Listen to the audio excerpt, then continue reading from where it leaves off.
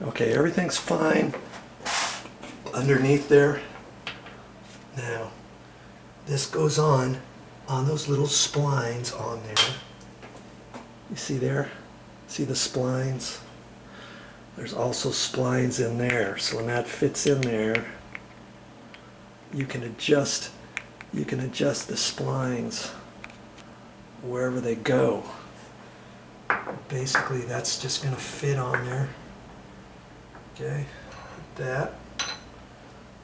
Now, I'm going to take the screw that I took off of there, put that back on, make it snug. Okay.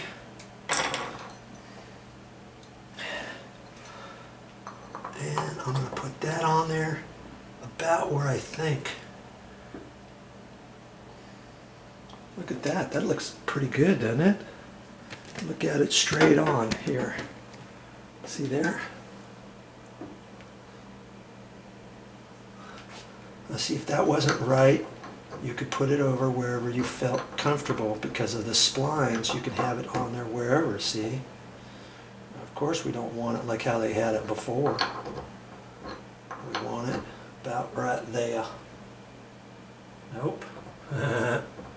Okay, come on. You want it like that there. See? Maybe just a hair. About like that.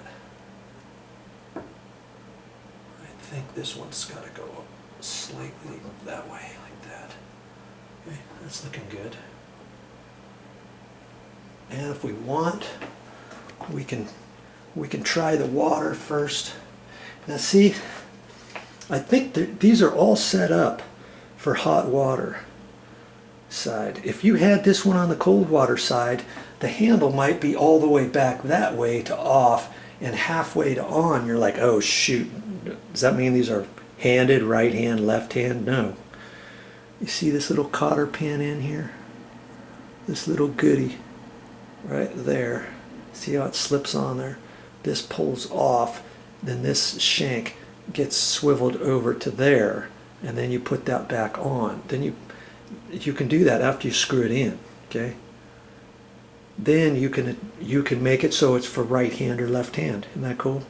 I didn't know that at first because I had to replace one of these on the right hand. It was in the middle of the night. I thought, oh great.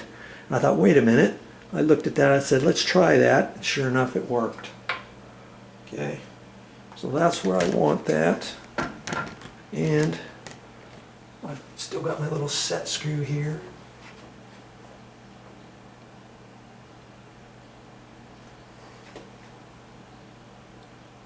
I got my pop-up valve up, just on the off chance that I drop this. And I'm going to set this and just make it snug, or else you're going to strip the head off. Okay.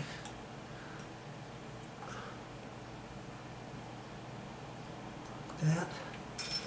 And I'm going to push this back down. Okay, before I do that, I'm going to turn the water on. Let's just double check it. I could have double checked it before I put the set screw in, right? Could have just put the handle in. If you remember, I got both the hot and cold water off, okay? I'm going to turn the cold water on. I just turned the handle on, so the water should come on.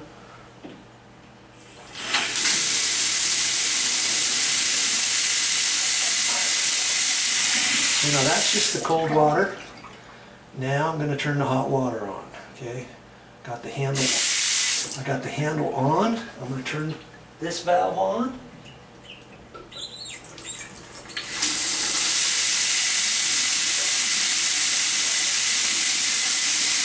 Now I'm going to cross my fingers.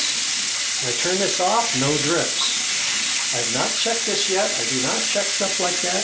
I always like to do it in front of you.